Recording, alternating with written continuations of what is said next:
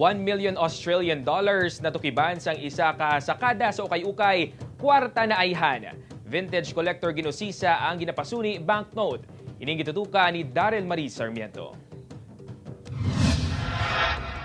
Duha na katuig ang nakaligad sang nasapuan sa ginukay-ukay nga dilargo ni Manang Dilma sang maayon kapi sang ini nga ginapasuni banknote. Nagambal ako sa akong nga bata nga manindahan kami. Ewan ko, mang-relief kita dayon dang kay para may iobra ako ma'am sa may kampo bala.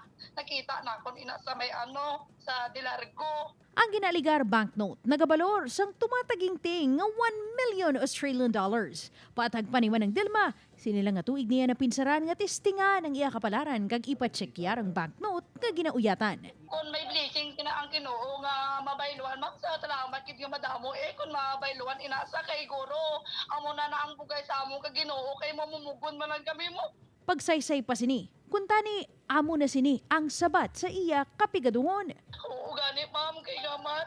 Muna naguroy sa basa kung kay mulon nga nagibi ko bisan inog dalawa ta mong kabugas why gani. Apang, ang $1 million question, $1 million gid man bala ang balor sini.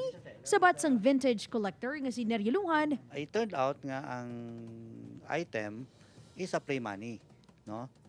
So hindi siya actual banknote nga halin sa bangko, no? It's sa ako nga research, it is a so-called Ned Kelly 1 million note nga gin-produce in asang 1 million track nga Christian bookstore sa Australia. dugang paniluhan.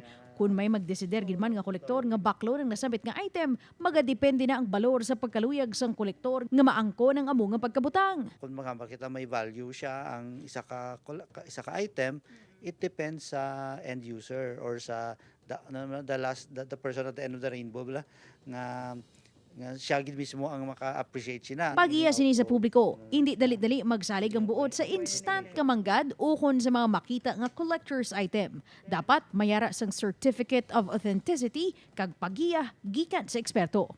Upod kay Hans Desierto, Daryl Marie Sarmiento, One Western Visayas.